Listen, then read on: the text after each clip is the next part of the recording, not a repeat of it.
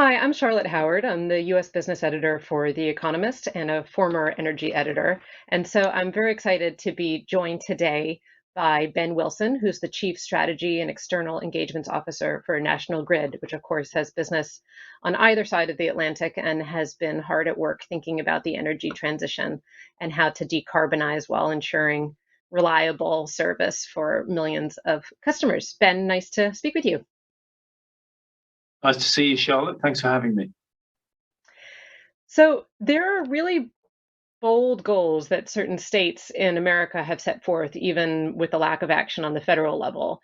You operate in some of the states that have the most aggressive targets, Massachusetts and New York. So perhaps we could start, if you wouldn't mind, by giving us a sense of your strategy towards trying to help meet those decarbonization goals and how heat fits in. Absolutely. And as you mentioned, we are an international business, and we're roughly 50-50 UK US in terms of our split. And we're one of the largest investor owned utilities in the world, actually. And we define ourselves as the energy transition company. We are positioning for the transition to net zero. We think it's a role where we can add value and invest to drive that transition. And there are ambitious emissions reduction targets both in New York and in Massachusetts, which are the two main states that we operate in the US. But you know what? They're very much in line with the UK government's targets on the other side of the Atlantic. So in the UK, the government has a target for the electricity system to be 100% renewable by 2035, and for the economy as a whole to be 100% fossil-free, emissions-free by 2050 at the absolute latest. And actually, just recently, including in response to the terrible events in Ukraine caused by Russia and the pressure that's put on security of supply in the UK, they've actually increased their 2030 targets. So we're now looking at 95% renewable electricity by 2030. So that's the environment we're in. That's what we're planning against on one side of the Atlantic. And so in that context, these targets in Massachusetts and New York, they're ambitious targets, but the scientists tell us they're necessary and they're in line with international targets elsewhere around the world. So tell me about how heat fits in. There are so many different components, of course, towards meeting these targets. One of the Sure. things that utilities such as yours have been involved in for a long time is thinking about how to up purchases of renewable power, wind and solar. But heat, in some ways, is kind of the next phase, right? A little bit trickier to do, but hugely important. So tell us about your strategy there. Yeah, absolutely. And we take a balanced approach to this. And the reason for that is we are in both electricity and gas. So in New York, we are a significant electric utility operator and gas LDC operator, and the same in Massachusetts. So we kind of look across the piece. The thing to remember or to understand about heat is that energy terms, it is very large. So on a peak day, our gas networks in New York deliver 3 times as much energy to the average household as the electricity networks do. So heat is very large in electric terms. Now, I've just been talking about the scale of the, very necessary, but the scale of the emissions reductions targets for electricity. And that's hard, right? It is hard to transfer the electricity system to 100% renewables. And in particular, there's a significant storage challenge, which I'm sure we'll touch on. And the thing is, if you then say, well, we're going to decarbonize heat by electrifying heat only, so by taking everybody off gas and putting everybody on electric connections, what you've just done is you've made that challenge of decarbonizing electricity 3 times as hard as it already was. And if that is the only way to do it, well, then that's what we have to do. But when we look at it, we think there's actually a more balanced option. And that involves greening up the gas that we deliver through the gas network so that people can still use gas appliances, but now burning gases which are fossil free. And the two principal gases we look at are renewable natural gas, and then increasingly, as we get closer to 2050, green hydrogen. So renewable natural gas is methane chemically, just like fossil natural gas, but we get it from effectively decaying organic waste. And so that methane is produced naturally. If you don't do something about it, it gets emitted directly to the atmosphere. We capture that, we put it into the gas network, and then people can burn it. So that's actually, if anything, carbon negative, because direct emissions of methane are a very potent CO2 gas, CO2 equivalent gas. So that is an additional vector to help us decarbonize heat. But we think it's going to be a balanced solution. So we've launched last month our fossil-free gas vision for our gas networks in New York and Massachusetts, setting out how we commit to get 100% fossil-free gas by 2050. There are 4 pillars to the vision. So the first one is increased energy efficiency, better insulation, more efficient appliances. That is an absolute no regrets move. Anything that we can do to reduce energy consumption in the first place is the best thing that we can do. So that's the first pillar, energy efficiency. The second pillar is the green gases, so renewable natural gas and green hydrogen. The third pillar is what we call hybrid heating solutions. Might be great in the shoulder periods, in the fall, in the spring, but not so good in the winter. So you keep your gas appliances to top up the heat pump in winter, but now they're burning green gas rather than fossil gas. So that hybrid heating solutions is the third pillar. And then the fourth pillar is targeted electrification. There undoubtedly will be lots of electrification, and in some situations that'll be the best solution. But it is only one of the pillars. So it's a balanced approach, Charlotte. It's about providing more options, and it's about actually providing consumer choice as well. Can you help me understand the economics of this? So you spoke about renewable natural gas. A few years ago, I was down at a hog farm in South Carolina where they were taking the gas from the hogs and then piping it off into the utility system. Enormously innovative, enormously interesting, enormously expensive. So how does the cost line up with what the current heating costs are for consumers, and how does it compare with electric heat pumps? Yeah, sure. Let me talk about that. So we need to scale up this industry. And importantly, when we look at the catchment area for where we're going to get renewable natural gas from for the Northeast, we look at the same catchment area that we use today to supply fossil natural gas. So there's no gas production in New York or in Massachusetts. It all comes from interstate through interstate pipelines. So we look at the same catchment area.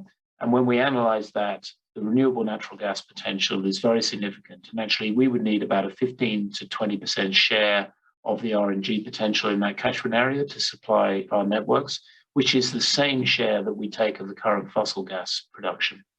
So in terms of the availability of the resource, we think that it's there and it's adequate. We'd need about 300 RNG projects ultimately to meet our requirements. And there's 100 under construction right now. There's about 200 in operation today and about 100 in construction. So this sector is growing fast. So I think the resource is there, the investment and the scaling up is there. You're right, absolutely. The current production cost is high, but with that scaling up, we would expect the costs to come down and get much closer over time to the price of fossil natural gas. Importantly, the cost of electrification obviously is not zero either. And when we do the analysis, our analysis shows that the average energy bill for New Yorkers, for example, is going to be about $800 to $1,000 a year lower in our hybrid heating scenario with our fossil-free gas plan than in an all-electrification scenario. A couple of reasons for that, including the fact that very significant electric system reinforcement is required if you go down a full electrification scenario. The volumes of electricity required mean massive grid reinforcement and massive investment in grid scale storage, more than you need if you retain the gas networks which have built-in storage. The other key cost through the electrification route is actually the cost to the householder of refitting their house. And we estimate on average it can be $20,000 to refit your house from gas heating to an air source heat pump, for example. That is a significant amount of money, and that is going to be a real challenge in a lot of scenarios. So, there will be a cost to this transition. It's important that we all collectively do everything we can, use every option to keep that cost as manageable as possible. And certainly our analysis shows that it's cheaper to have a couple of options or the 4 different pillars rather than just an all electrification route. So tell me about from the perspective of a government, right? Because presumably a government doesn't want to pick a winner or a loser necessarily. They want there to be competition between electrification and between Mm. renewable natural gas, between these different innovative sources for how to decarbonize heat. So that in an ideal world is how this would occur. In reality, there are different subsidies that would be available to help accelerate the transition for certain types of heat. So could you help us understand what the government is doing in the states where you operate and even in the UK to put its thumb on the scale towards one solution or another? Sure, and I think that not picking winners, or as I put it, providing choice, I think it is a really important principle. And it's important to emphasize under our proposal, no one is going to be forced to do anything, right? If you want to go all electric, you can. There's no one is going to stop you doing that. But equally, if actually that is not the best solution for you for reasons of cost, for example, or because of the winter temperatures and the quality of your housing stock, then having another option, I think, is a really good one. Uh, in terms of policy, we have been, I think it's fair to say, we have been quite late to the party in setting out our fossil-free gas vision. And in the absence of that, naturally, momentum builds around electrification. Because that is the option which is most visible, absent us setting out our strategy to policymakers. Policymakers know they need to do the right thing. They know they need to decarbonize the energy system. And there's an awareness of electrification. There's been less awareness of the other options. So momentum is built for electrification. No question about that. We see that in, some of these gas connection hookup, bans that are coming in New York City, for example. We think and we hope, and we certainly plan to advocate that our fossil-free gas strategy provides some additional options. We will be working through the CLCPA process in New York, and also there's a similar process going on in Massachusetts called 2080. That's the name of the number of the docket. We'll be working through that to advocate support and a level playing field for different decarbonisation options. What could that look like? It could look like a performance standard for gas LDCs, gas local distribution companies, requiring us to start procuring a percentage of renewable natural gas or green hydrogen over time. You mentioned earlier the price premium is high today, but if we start with a fairly small proportion, that really manages the impact on end user bills and allows the industry to build scale, allows us to start procuring the green gas and building it up. That, I think, is probably the easiest and most no regrets thing to do that governments can be starting to do to allow another option to level the playing field. Hmm.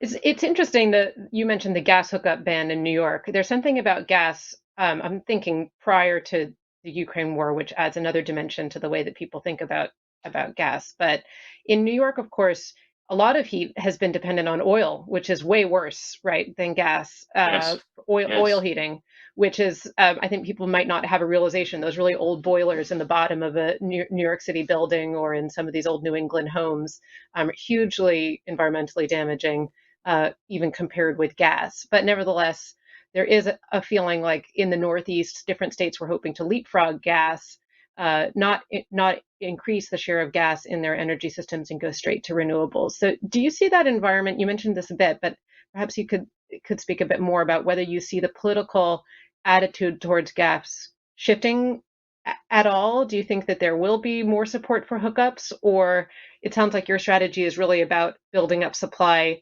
within the current infrastructure such that you wouldn't need additional investment in infrastructure, if I understand you correctly? Yeah, so like I said, in the absence, I think of gas networks like ours setting out a decarbonisation vision, momentum is built for electrification. There's no question about that. Under our vision, there will still be reductions in gas deliveries. So we're forecasting, significant reductions in overall volumes. Why is that? Energy efficiency. Secondly, targeted electrification.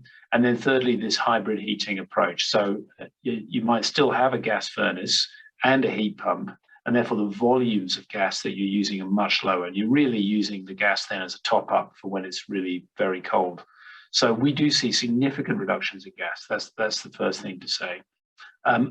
Over the back end of the period, we're really starting to switch from renewable natural gas to green hydrogen. By 2050, we think 50% of our volumes could easily be green hydrogen. And I think with the momentum in hydrogen, we may find actually that's an underestimate. And of course, that is renewable electricity, but just in delivered in the form of molecules rather than electrons. So that is, a complete shift away from, fossil gas and even renewable natural gas. That is wind and solar, but delivered through the pipes rather than through the wires. Why is that a good idea? Well, it's always better to have two energy delivery systems than one, if you can. We have that today. There's more resilience, particularly the gas network system is a larger scale energy delivery system, as we discussed earlier. It's underground, storm-proof, fully resilient, and crucially, it's got built-in storage. And that storage point is very, very important. In response to your question around the Ukraine crisis and the impact that that's having, I think it probably is causing policymakers and the general public everywhere, very much in Europe, but also in the US, just to kind of remember, if you like, the security of supply corner of the energy trilemma. We're very focused on decarbonisation. We're very focused on affordability. Actually, the most important one is the reliability and security of supply, because if you don't have that, you don't have anything. And I think the Ukraine crisis reminds us that energy is a serious business. We need resilience. We need multiple options. So I do think as we lay out our strategy, as we build trust, as we demonstrate the reality of it, so we start RNG procurement, we start green hydrogen pilot developments, and I think as people think about energy security more, I do think, and I do hope that there will be some rebalancing, that we don't try to put all our eggs in one basket. So you mentioned green hydrogen there in passing. Hydrogen's kind of the sexy technology that everybody likes to talk about, but it almost has taken on this mythic quality. So tell me about how you see hydrogen fitting into your plan as described, and crucially, when you think it might be something that we're dealing with in reality rather than just in discussion. Sure. So one of the things that the federal government is doing under the IIJA Act, there is a pot of money for hydrogen hubs, about $8 billion. Tell us about that act, just to cut it down. Is that the infrastructure bill that was passed last year? Yes, that's the Infrastructure Investment and Jobs Act passed by the Biden administration. So that's the first bill, and then clearly the Build Back Better Act is still to follow, if indeed it does follow. But that first bill was passed. And there's a lot of initiatives in that bill that can help with the energy transition, but specifically on hydrogen, there is this about $8 billion pot available for hydrogen hubs, and I think the federal government wants to pick a handful of hubs around the country, and one of those proposed hubs is in the Northeast. So it's really anchored around New York, but the other Northeastern states are participating, and NYSERDA in New York is leading that initiative, and we're a key partner. National Grid is a key partner in that hub. And NYSERDA being the state agency in New York. Absolutely right. Absolutely right. So we see that hub really being anchored off the offshore wind. We're going to see a lot of offshore wind being built out in New York and the other northeastern states. And once we get into the sort of tens of gigawatts of offshore wind, there is going to be a lot of surplus offshore wind off peak. In the middle of the night, the turbines are spinning and there's no demand. So what are you going to do with that? You're either going to be constrained off, or you're going to get a very low price. What we say instead is, let's make green hydrogen in the middle of the night from that wind. We can store it, we can blend it into the gas networks and use it at peak time. So effectively, you're turning the gas networks at that point into a massive battery for renewable electricity, the world's biggest battery. The other thing that we want to do with that hydrogen, we still retain gas-fired generation on Long Island that supplies the Long Island Power Authority. And we think, and LIPA, I think, also thinks that over time we could transition those turbines from burning natural gas to burning hydrogen. And that would be a really great source of variable electricity generation to help with peaks and with balancing. So we're in that hub, Con Ed is in that hub, and there's actually about 20 or 30 parties all participating in that hydrogen hub. And we see a really nice vertically integrated industry that could develop through offshore wind. It's producing electricity directly. It's also producing hydrogen through electrolysis. We've got generation co-firing. We've got blending into the gas networks. And then once you've got those anchor use cases, then you've got the production, and then you can start to develop a supply chain for hydrogen as a transport fuel. And we know for heavy haulage, marine, those large scale rail, potentially those large scale transport uses, hydrogen may well be a better option than batteries. So it facilitates that use case too. So it's pretty exciting. It's going to take time. It's more I think a 2030s thing than a 2020s thing in terms of large commercial scale and cost competitiveness. But you'll see the development over the rest of this decade. I think that's a good place to end because it's sometimes, in particular in America, it's easy to feel down on the pace of the energy transition given politics in Washington. But what you just described is why people get excited about thinking about the energy transition, that there are new technologies coming down the pipe, that you have the private sector working with the public sector, creating an enormous new industry that didn't exist before, and trying to move old systems into something that's both reliable and cleaner. So I think that's a nice, hopeful note on which to end. Thank you so much for talking us through the strategy at National Grid and the policy environment in which you're working. Really appreciate your insights. Thanks very much. Pleasure to join you.